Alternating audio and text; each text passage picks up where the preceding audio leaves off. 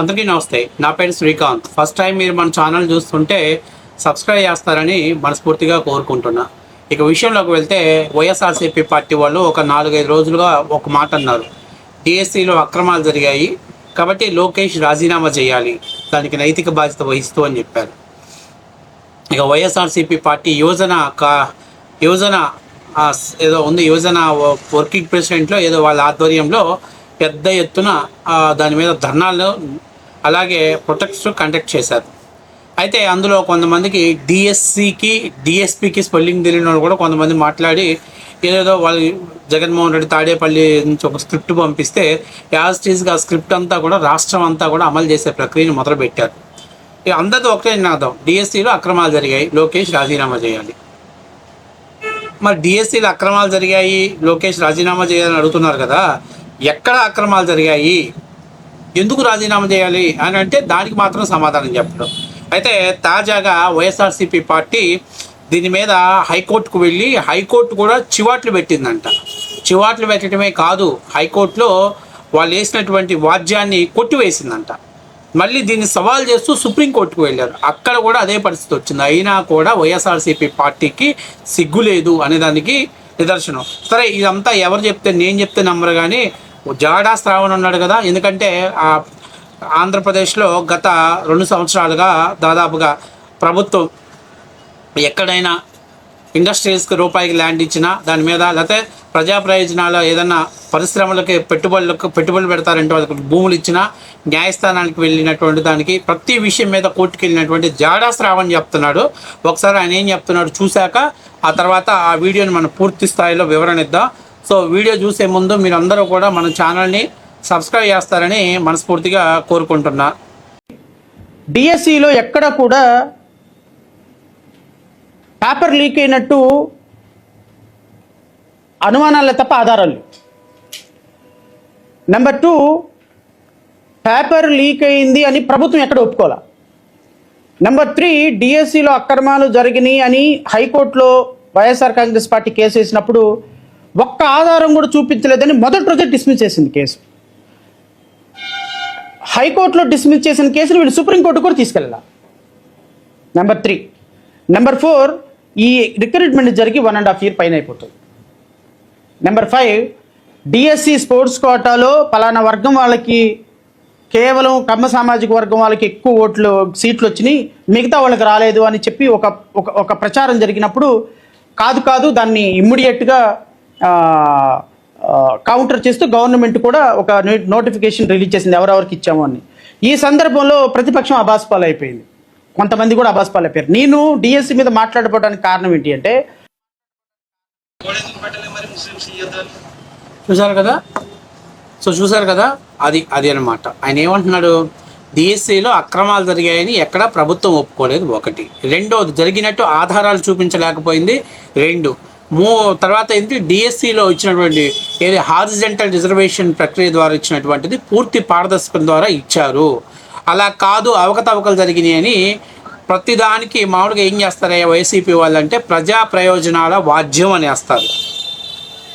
అంటే ప్రజా ప్రయోజనాల వాద్యం అని వేసినప్పుడు ప్రాథమిక దర్యాప్తు చేయడానికి కావాల్సినటువంటి వివరాలైనా వీళ్ళు సబ్మిట్ చేయాలి. అప్పుడే ఆ వాద్యాన్ని కోర్టు స్వీకరిస్తుంది.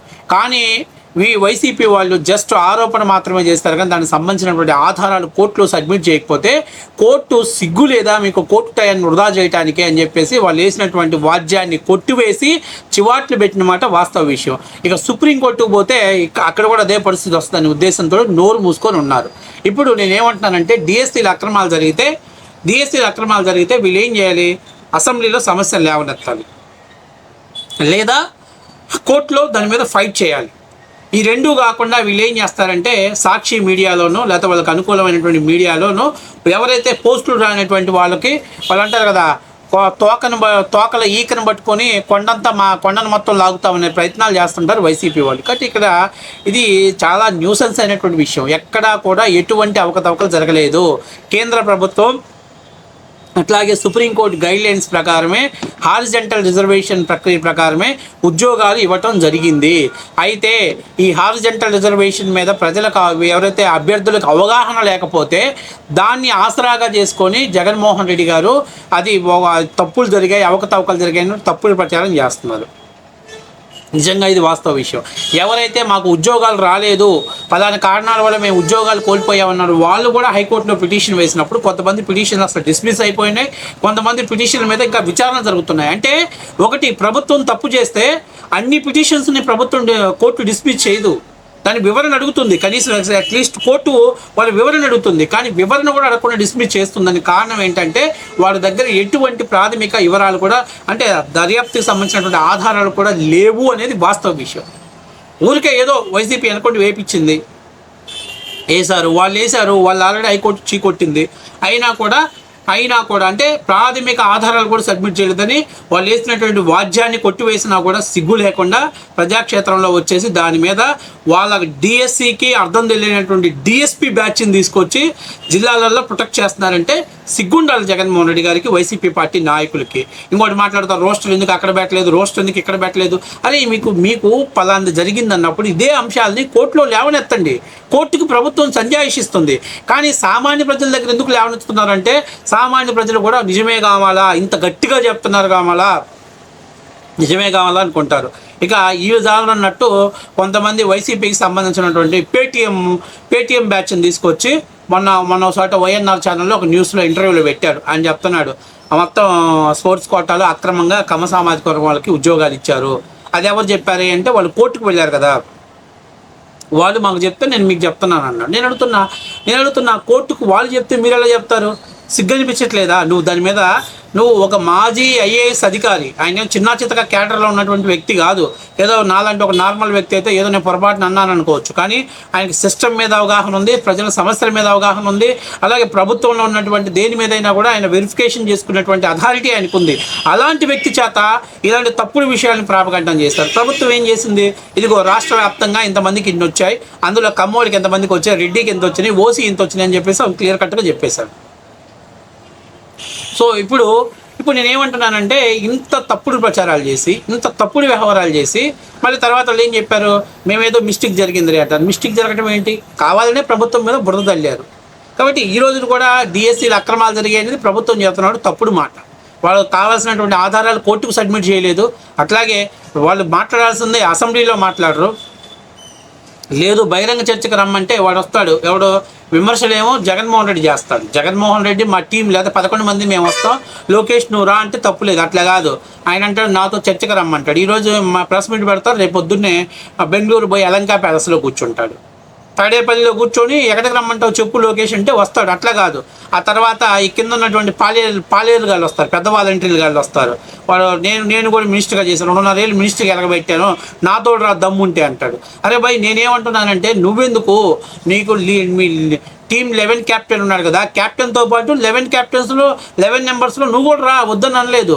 వచ్చి కూర్చోండి, మీరు సమస్యలు లేవనెత్తండి. వాటి గురించి మాట్లాడటానికి లోకేష్ అండ్ ఆ శాఖలో ఉన్నటువంటి ప్రిన్సిపల్ సెక్రటరీ గారు, అలాగే ఆ శాఖ చూస్తున్నటువంటి కార్యదర్శి వచ్చి కూర్చొని మీకు ఎక్స్ప్లెనేషన్ చేస్తారు, ప్రజలు వింటారు. అట్లా రారు వీళ్ళు, అసెంబ్లీకి బారు, కోర్టుల్లో సబ్మిట్ చేయరు, మామూలుగా సాక్షి స్టూడియోలోనో లేకపోతే వాళ్ళకి అనుకూలమైన ఛానల్స్లోనో వాళ్ళు అనుకూలమైనటువంటి వాళ్ళు బయట కూర్చోబెట్టి ఈ రకమైనటువంటి తప్పుడు స్టేట్మెంట్ పాస్ చేస్తున్నారు. అంటే డిఎస్సీలు ఎటువంటి అక్రమాలు జరగలేదు, పారదర్శకంగా నిర్వహించారని చెప్పిన తర్వాత కూడా, కోర్టు చెప్పిన తర్వాత కూడా వీళ్ళకి సిగ్గు లేకుండా పోతుంది. వీళ్ళు బయటకు వచ్చి మాట్లాడుతున్నారంటే అందుకనే వీళ్ళ పోరాటంలో వీళ్ళ డిఎన్ఏలో నైతికత లేదు కాబట్టి ప్రజలు కూడా వీళ్ళని నమ్మే పరిస్థితులు లేదు. ఇది వాస్తవ విషయం.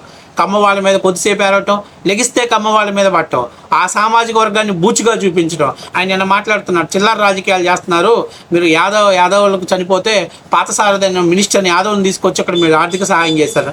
నేను అడుగుతున్నా, సాయి కృష్ణ చనిపోతే అంబటి రాంబాబుని, అట్లాగే పేర్ని నానిని, అట్లాగే ఎవరైతే కాపు సామాజిక చెందిన బొత్స సత్యనారాయణ లేకపోతే తోట త్రిమూర్తుని తీసుకొచ్చి ఇచ్చారయ్యా, మీరు రౌడీ షీటర్కి ఎలా ఇచ్చారయ్యా చెక్ అంటే, మేము చేస్తే సంసారం, బయట చేస్తే వ్యభిచారం అంటారు. మీరు ఇంకా ఇంకా బాధిత కుటుంబాలకు వాళ్ళు సాయం చేశారు, కానీ మీరు ఆరోపణలు ఎదుర్కొన్నటువంటి వాళ్ళకి సాయం చేశారు. అయినా కూడా మా నైతికత ఇంతే అంటారు వైసీపీ వాళ్ళు. సో మొత్తం మీద జాడాస్రావ్ అని చెప్పాడు, హైకోర్టు చెప్పింది. ఇంకా ఎవరు చెప్పినా కూడా వైసీపీ మళ్ళీ 4 రోజుల తర్వాత మళ్ళీ ఈ భోగాపురం ఈ విషయం పక్కన పెట్టాక మళ్ళీ దీని మీద మాట్లాడుతుంటారు. అంతే వాళ్ళకు ఉన్నది అదే. ప్రజలు ఆలోచన చేసుకొని ఇట్లాంటి పార్టీ మనకు అవసరమా? దీన్ని 11 కాదు ఇంకా 1కో 5కో పరిమితం చేస్తే కానీ వాళ్ళకి సిగ్గు రాదు అనేది వాస్తవ విషయం.